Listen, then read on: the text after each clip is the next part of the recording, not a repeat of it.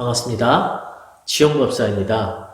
몇 달 만에 이렇게 영상으로 만나게 되었습니다.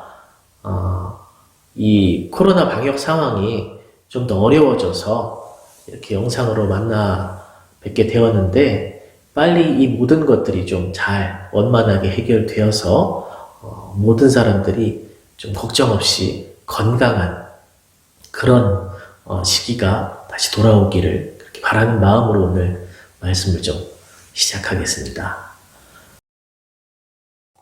지금 상황하고도 연관성이 있어 보이는데, 우리는 우리에게 다가오는 세상의 여러 가지 일들에 대해서 뭔가 부정적으로 보지 말고 긍정적으로 봐야 한다. 그런 연습을 해야 한다. 이런 이야기를 좀 많이 듣고 있습니다. 여러분들 다 여러 번 들어보셨겠죠.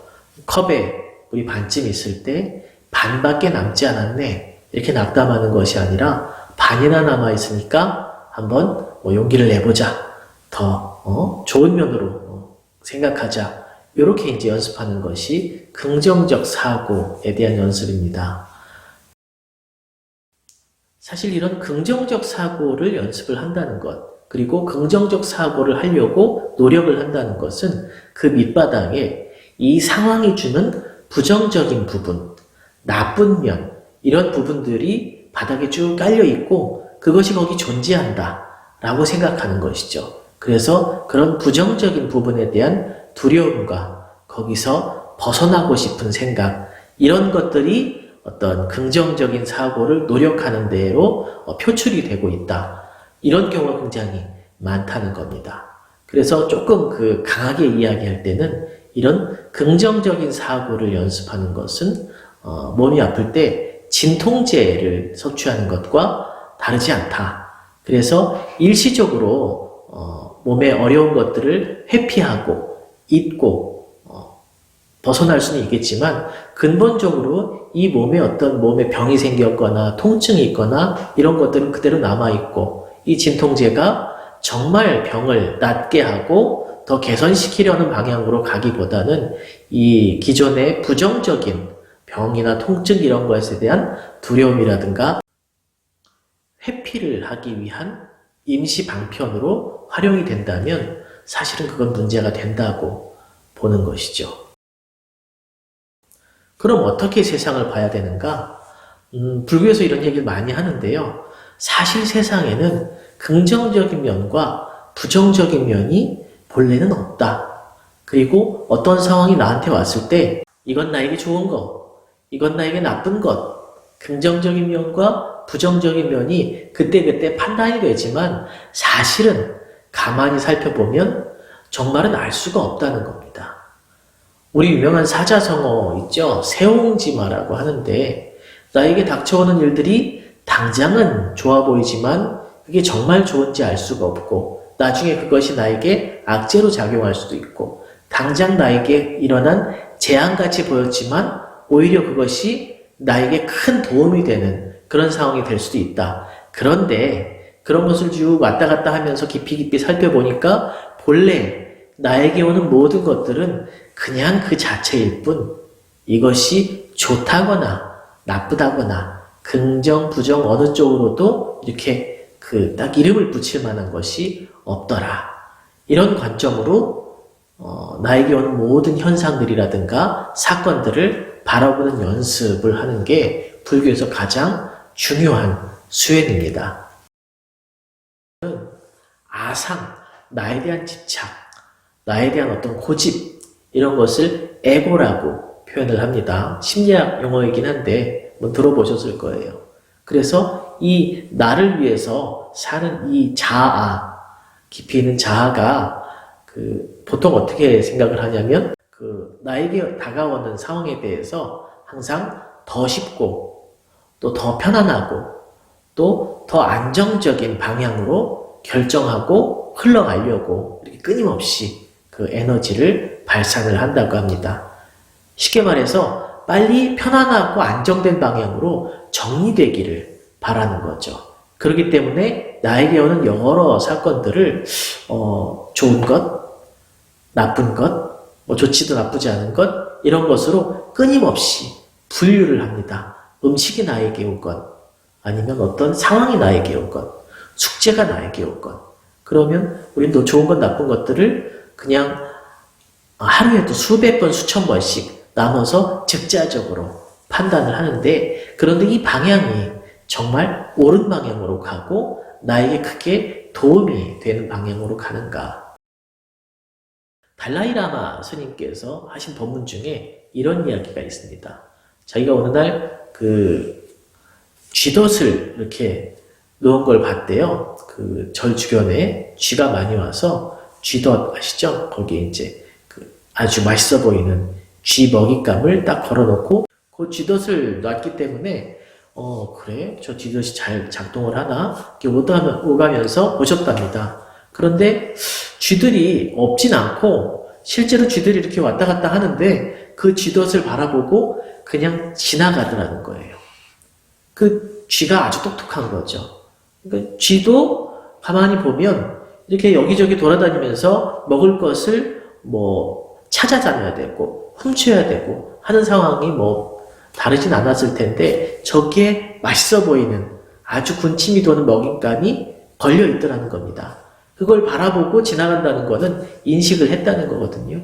근데 그걸 바라보고 그냥 지나치면서 끝내 그 쥐덫에 있는 음식을 먹지 않았다는 거예요. 자, 그러면서 스님께서 법문을 할 때 그런 이야기를 하십니다.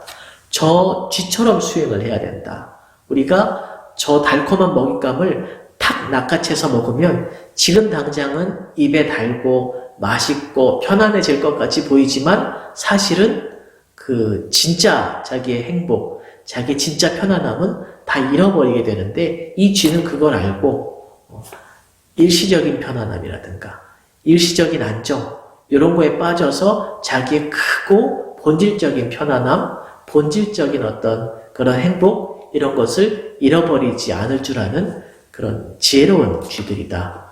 우리 수행자들도 저만큼이라도 해야 되지 않겠냐. 이런 이야기를 하셨습니다. 그래서 우리가 마음 수행을 할 때 마음이 자꾸 어디에 사로잡힌다고 해요. 집착이라고 하는데 이 사로잡히는 분야가 한 3가지 있다고 합니다. 그 3가지를 한번 소개를 시켜드려 볼게요. 우리는 보통 부정적이고 힘들고 싫은 상황에 왔을 때 가장 1차적으로는 외적으로 거기서 일시적으로 벗어나려고 하는데 사로잡힌다고 합니다. 그러니까 우리가 우울하거나 아니면 지루하거나 또 두렵고 힘든 상황이 왔을 때 그것을 있는 그대로 받아들이지 않고 이걸 벗어나기 위해서 회피하기 위해서 많이 쓰는 방법들이 쇼핑이 있다고 하고요. 또 술이라든가 아주 입에서 단 것들, 맛있는 음식도 여기 들어오겠죠. 그런 걸 추구하거나 아니면 성적인 부분, 또 이건 해외에서 조사한 거기 때문에 마약이나 성적인 부분 이런 걸로 회피하려고 하고 그 다음에 모험을 하거나 또 운동을 하거나 이런 것들도 다 이 회피하는 부분에 들어간다고 합니다. 물론 운동 얘기를 하니까 운동이 이렇게 나쁩니까? 내가 힘들고 어려운 마음 상태에 있을 때 아주 별로 익숙하지 않고 지루하거나 우울하거나 이런 것들은 편안하지 않은 불안정한 마음 상태인데 이런 데 있는 것을 생활 패턴을 바꾸고 관점을 바꾸기 위해서 운동을 하는 것 이것은 좋은데 일시적으로 없애기 위해서 운동을 하는 경우도 많다는 겁니다. 이게 익스트림 스포츠가 그런 건데 익스트림 스포츠를 막 하고 모험을 막 하다 보면은 이 짜릿한 그런 성향 때문에 일시적으로 내가 괴로운 걸 잊을 수가 있다는 거죠. 근데 그렇게 있는 것들은 본질적인 해결이 아니기 때문에 다시 돌아오면 다시 여기 와 있습니다. 내가 부정적이라고 생각하고 밀쳐놨던 것들, 내가 회피했던 것들이 거기에 나를 쳐다보면서 있는다는 거죠. 그 다음 나를 사로잡는 단계가 바로 관념과 이념, 이 생각에 사로잡히는 부분이 또 중요하다고 합니다. 우리는 세상이 계속 변화하고 여러 사람들의 생각과 견해와 이런 것들이 떠돌아다니는 그런 사회에 살고 있기 때문에 이게 불안하고 또 두려워서 견딜 수 없는 시기가 자주 옵니다. 최근에 대선 우리가 이제 선거운동 기간인데 이러다 보면 뭐 우리도 투표를 당연히 해야 되니까 어떤 게 맞는 것인지 어떤 것이 더 나은 것인지 판단을 하려고 여기저기 찾아보는데 사실은 잘 판단이 안 서기도 하고요. 어렵습니다. 내가 모르는 분야가 워낙 많기 때문에 이 정책이라든가 이런 선거구호 이런 것들을 봤을 때 판단이 잘 안 서는 경우가 많고 뭐 당연한 거죠. 그렇게 세상 모든 일에 판단이 안 설 때, 그럴 때 우리는 그 내가 마음에 드는 어떤 정치 성향 하나를 딱 붙잡거나 철학적인 걸 하나를 딱 붙잡는 경우가 많습니다. 그런 마음이 편해지거든요. 그러면은 나와 정치 성향이 맞고 나와 지지하는 정당이 비슷한 이야기를 들으면 뭐 다 맞는 것 같고 마음이 편해지고, 또 반대로 나와 지지 성향이라든가 정치적인 어떤 그 지지하는 당이 다른 경우에는 밀어내고 배타적이고 뭐 다 뭐 마음에 안 들고 이상한 것 같이 보이고 이렇게 판단을 해버리면 굉장히 안정적으로 마음이 돌아가는 것 같지만, 그렇게 사로잡혀서 모든 생각들을 재단을 하면 사실은 세상에 지혜롭게 세상 일을 바라볼 수 있는 어떤 문이 딱 막히고 어리석어질 수밖에 없는 거죠. 비슷한 예로 종교적인 부분도 있습니다. 종교, 처음에 종교 믿는 분들이 좀 그런 경우가 많아요. 막 신앙심이 일어나서 내가 이 종교를 믿어보니까 내가 믿는 이 종교 외에는 다 아주 수준 낮아 보이는 겁니다. 그래서 내 종교랑 같은 사람들이 더 좋아 보이고 정상적으로 보이고, 이 종교를 믿지 않고 다른 종교를 믿는 사람 다 이상해 보이고 적대적이고 배타적으로 느껴지고, 이런 사람들 많이 있죠. 이것도 일종의 마음의 병입니다. 거기에 사로잡히면 일시적으로 내가 굉장히 편안하고 내 종교가 우월하고 내 정치적인 어떤 견해가 우월하고 나머지는 다 무시해도 되니까 안정감을 느낄 수는 있겠지만, 이게 어리석음으로 가는 굉장히 지름길이라는 겁니다. 그 다음 수준이 뭐냐면 신비 체험에 사로잡히는 겁니다. 그래서 특히 이제 종교적인 수행을 하다 보면 굉장히 신비한 일들을 많이 겪는다고 합니다. 신의 음성을 듣는다거나 아니면 미래의 일이라든가 과거의 일 혹은 뭐 전생의 일들이 보인다던가, 불교적으로 얘기하면 뭐 우주와 내가 하나가 되는 뭐 어떤 체험이라든가, 뭐 기도를 하다가 멀리 있는 내 친지의 모습을 눈앞에서 본다던가, 이런 것들이 그게 정말로 있습니까? 이건 뭐 객관적인 부분이 아니에요. 증명할 수 있는 부분이 아니기 때문에 어떤 종교적 체험 분야라고 하거든요. 누군가 신의 음성을 들었다면 그것을 증명할 필요도 없고 또 뭐 믿을 필요도 없고 안 믿을 필요도 없는 거예요. 어쨌든 그런 체험들 통해서 종교가 굉장히 신비해지기도 하는데, 그런데 이 불교에서는 이런 신비 체험이 없다고도 하진 않습니다. 뭐 누구에게나 각자 스타일대로 신비로운 체험이 많이 있고요. 실제로 많이 일어납니다. 뭐 가끔 저한테 물어보는데 저도 뭐 기도할 때 그런 체험들을 여러 했거든요. 그런 게 있으면 굉장히 신앙심이 일어날 것 같죠. 맞습니다. 그런 게 있으면 정말 불교가 최고인 것 같고, 어떤 사람은 또 그 사람의 종교가 최고라고 생각이 되겠죠. 근데 스승님들은 어떻게 이야기하냐면, 그런 상황이 일어나거나 그런 체험을 하면 그냥 체험한 걸로 두고 지나가라. 끊임없이 계속 수행해라. 그래서 이런 체험이 그냥 과거의 해프닝처럼, 과거의 그냥 경험 중에 하나로 느껴질 만큼 그냥 앞으로 쭉 가라고 이야기를 합니다. 근데 그게 잘 안 됩니다.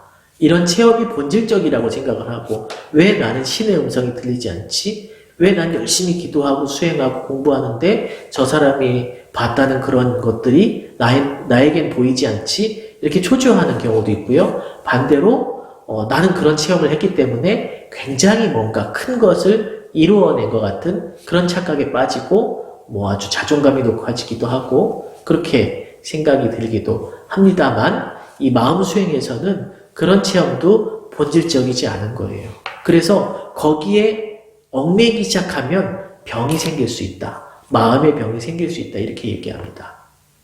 실제로 이 명상 수행 같은 걸 하다가 뭐 빛을 본다거나 우주와의 합의를 느낀다거나 세상의 모든 사람들의 어떤 마음이 다 이해되는 것 같고 이런 체험을 한다거나 이런 체험들을 많이들 하는데 가끔 그 체험에 머물러서 이게 너무 행복하고 너무 평화롭고 환희롭다. 여기에 계속 머물러 있고 싶다. 그런데 이게 체험이 어떤 단계에서 일어나는 거기 때문에 계속 여기에 머물러 있기가 쉽지가 않아요. 그래서 나는 실제로는 수행이 더 진전이 됐음에도 불구하고 옛날에 그 체험에 빠져서 거기에 집착을 해서 그런 체험이 없으니까 그 체험으로 가고 싶고 일반 다른 어떤 수행들은 다 그 거짓말인 것 같고 하찮아 보이기도 하고 이 마음에 병이 든 겁니다. 그런 체험들도 지나갈 수 있어야 되는 거죠. 제가 3가지 말씀드렸습니다. 그래서 그 외적인 형상, 회피하는 그런 것들, 뭐 쇼핑이라든가 술이라든가 뭐 익스트림이라든가 이런 거를 일시적으로 거기에 사로잡힘으로써 회피하는 것도 사실은 좋지 못하고, 두 번째로는 이념이라든가 어떤 관념에 사로잡혀서 내 생각과 다른 것들을 벗어나면서 편안함을 찾으려고 하는 것, 이것도 옳지 못하고, 또 마지막 단계에서는 신비 체험이라든가 어떤 기적 체험에 사로잡혀서 계속해서 마음 공부를 그만두는 것도 옳지 못하다. 이런 것에 흔들리지 말고 쭉 나가야 하는데, 불교에서 가장 먼저 가장 많이 하는 이야기가 뭐냐면 세상의 모든 것들은 끊임없이 변화하고 흘러간다고 이야기를 합니다. 이게 세상의 본질이거든요. 내가 뭔가 탁 잡아두고 거기에 끄달려서 거기에 안주해서 마음이 평화로웠으면 좋겠고 안정적이었으면 좋겠다. 이렇게 생각하는 것은 자아가, 이 에고라고 하는 것이 자꾸 우리에게 유혹을 하는 것이고 어리석어지는 지름길이 된다고 하는 겁니다. 그래서 나에게 어떤 일이 다가오건 이것은 긍정적인 것도 아니고 부정적인 것도 아니다. 그냥 나에게 일어난 일이다. 라고 받아들이면서 그때그때 새로운 세상을 받아들일 수 있고 새롭게 대처를 할 수 있는 그 연습을 하는 것이 불교에서 굉장히 중요합니다. 그리고 모든 마음 수행을 하는 사람들이 공통적으로 우리에게 이야기를 하고 있는 것이죠. 오늘 말씀 마치겠습니다. 감사합니다.